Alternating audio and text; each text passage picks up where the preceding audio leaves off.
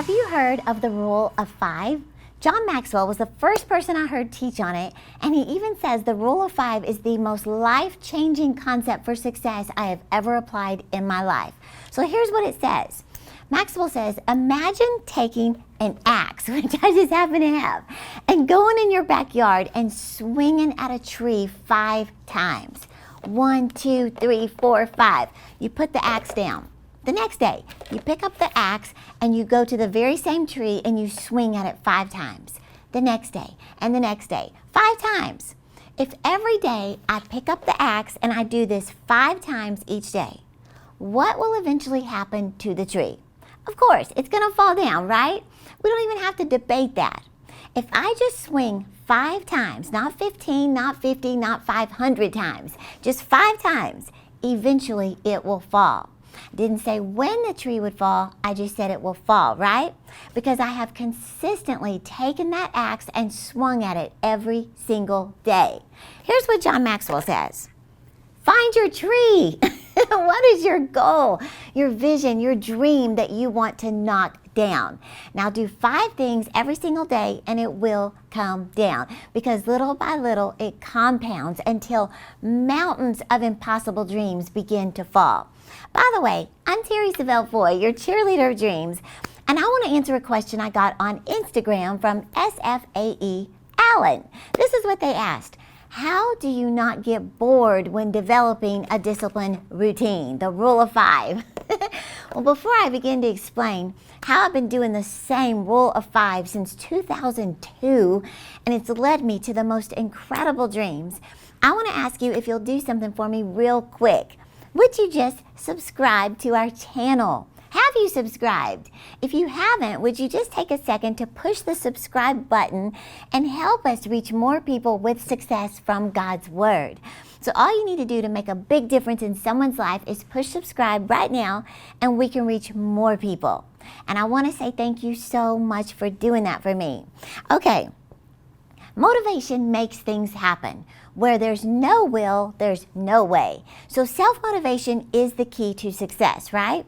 But how do you stay motivated to swing the axe every single day on the way to your dreams? Well, let me explain it like this, because I used to be very undisciplined.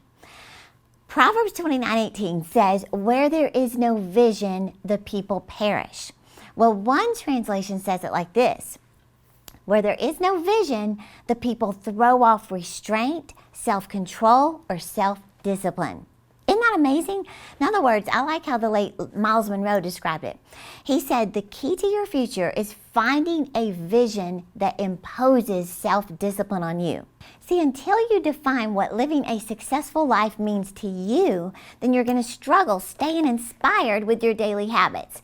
Now, to help you further with it and simplify this, I put together in your free download this week a chapter from my book, The 5 Things Successful People Do Every Day Before 8 a.m., It's a chapter called The Secret to Self-Motivation. Now, there's only so much I can teach on the short video, but I want you to download this free chapter by clicking the link in the description and seriously read it. Read every single word, because this is something you must do if you want to have a disciplined life that leads to your dreams. And it's not difficult. It just requires a little thinking. So this is truly how I got out of a rut and into a routine that transformed my entire life.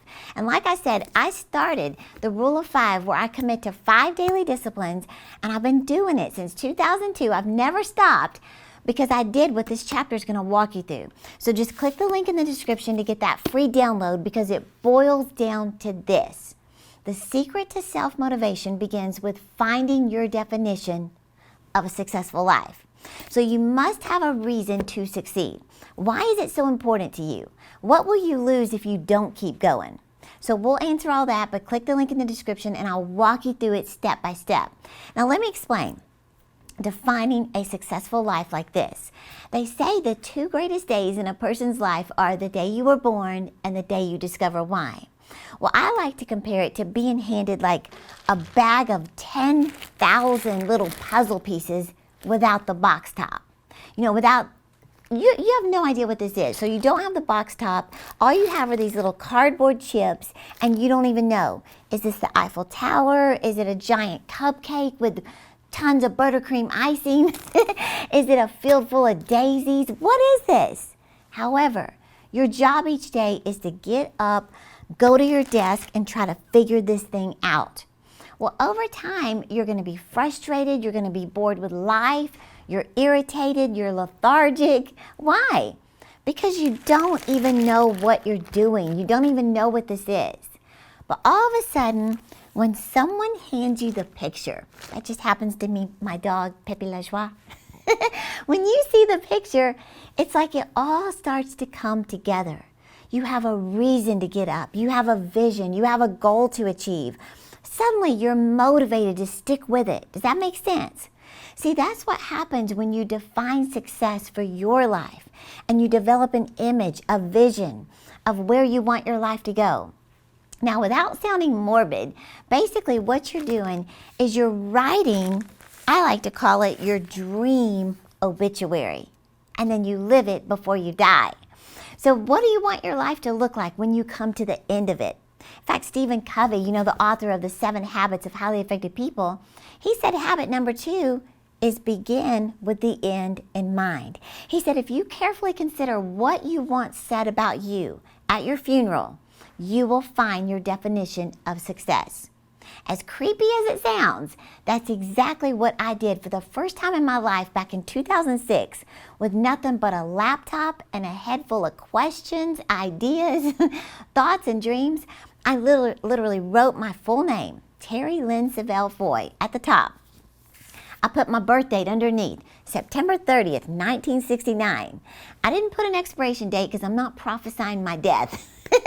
But I just began writing exactly how I want to be remembered as a person, a wife, a daughter, a mother, a friend, a leader, a world changer. And I wrote big, crazy, out of the realm of possibility dreams that automatically sent questions to my head like, how in the world could you do this? Or who do you think you are? But I didn't let that stop me from dreaming. I just let my imagination soar. But you know what? Something remarkable happened. It caused a flame in me to ignite and come alive like no other exercise I had ever done before.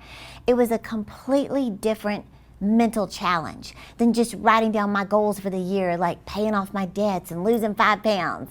See, when you imagine your ideal life in every area, and then you imagine coming to the end of your life and your closest friends and family are describing how you lived it, hopefully they're going to say more than she finally paid off that MasterCard. No, it's going to awaken dreams in you that you never thought possible. See, without a vision, you cast off restraint. But with vision, you develop self-discipline. Now, I don't have time to go through this whole exercise with you, but the other thing I did was I defined what an unsuccessful life meant to me. And you got to do the same thing. As discouraging as it sounds, this exercise can be quite motivating. Seriously, doing that forced me out of my comfort zone when I imagined my life not changing one bit over the next 10 years. Talk about being full of regret. So I explain all of this in your free chapter download, but let me point this out real quick. In response to the question I got on Instagram of how do you not get bored with your discipline routine, let me answer that real fast 2 ways. Number one time I heard this in prayer, this powerful phrase that's kept me motivated. This is what I heard. The Lord said, don't be average and your life won't be average. I have held on to those words all these years, and I can humbly say today, my life is anything but average. I refuse to do what the average person does. What do? Well, for one, they oversleep 30 minutes every morning. You know what? I choose to get up. They watch 6 hours of TV every day. I won't do that. They rarely ever read a book after high school. They don't exercise. They don't drink enough water. They don't invest in themselves. See, if you refuse to be average with your daily routine, your life will be anything but average. The second thing I've never forgotten is this. I heard Joyce Meyer say that in the beginning of her ministry, she asked a man who had been in ministry for over 40 years. She said, "What kind of advice would you give me to help me not quit or give up along the way, to not get bored with discipline or fall into temptation?" She said he thought about it for a minute, and then this is what he said: "Whatever you did to get to where you're at, don't stop doing it." And I've never forgotten that. I know that my morning routine of refusing to be average has led me to where I am today, so I'm not going to stop doing it. I have no interest in going back to where I was. So I want to remind you, you are not like the average person. They don't subscribe to success podcasts. No, God is putting you on a path to success, and He is gearing you up for greatness. So I want to thank you for watching. Don't forget to get your free download, and remember, I'm cheering you on to live your dreams.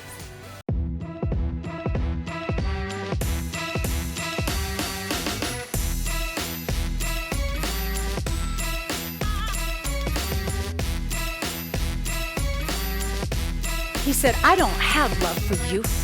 I am love for you." He said, "I don't love my children equally.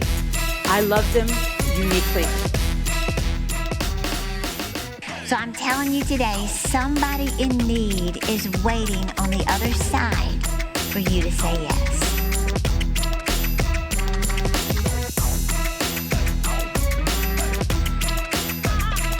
Most people are not living the life of their dreams because they're not asking God for the life of their dreams.